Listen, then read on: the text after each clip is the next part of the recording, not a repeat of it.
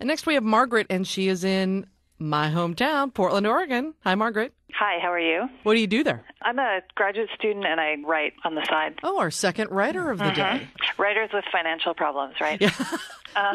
Surprise, surprise. I write fiction and I do a little freelance writing on the side to make some money. So what can we help you out with today? I was listening to your show about a month ago and I suddenly thought they might know the answer to this.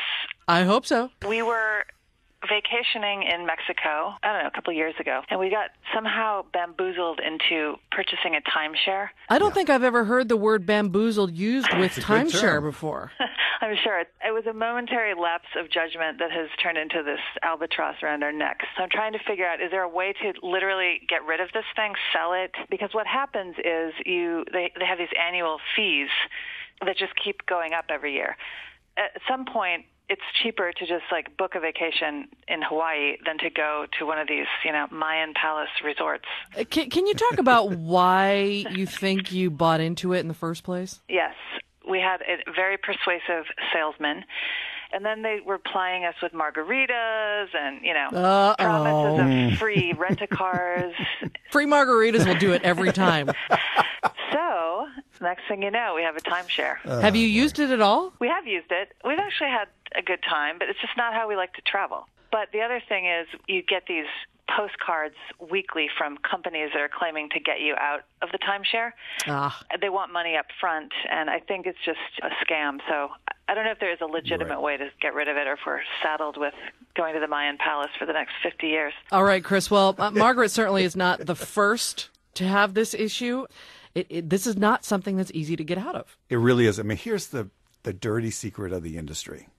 Margaret and almost everyone else that has bought into a timeshare is the victim of an aggressive sales pitch. And before we had the real estate crash, the rule of thumb was if you wanted to sell your timeshare, you would discount the price by 30 to 50%.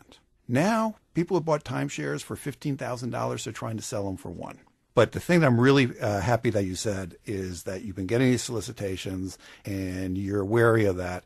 That's such a scam. I mean, I think this is one of those things where contact a developer, see if there's a point at which the developer will buy it back, and just release you from the contract. Right now, probably be a little bit difficult, but, it's always worth a try working with the developer. There's a pretty good website, the Timeshare Users Group. They seem to be following the industry pretty closely.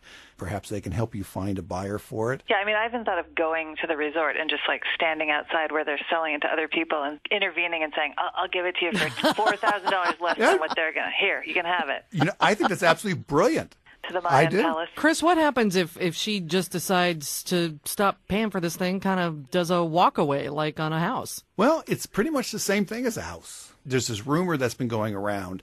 The timeshares in Mexico, they won't report it to the credit reporting bureaus. They do. And the real problem is they have very aggressive debt collection agencies. In fact, a lot of the people who are in the timeshare business, that's one of their side businesses.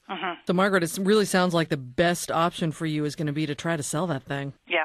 And like I said, occasionally it's fun. Exactly. So I'd be opportunistic. The moment you can unload it, and then you say, okay, I was bamboozled once, not again. Okay, thanks. Thanks a lot, Margaret. Okay.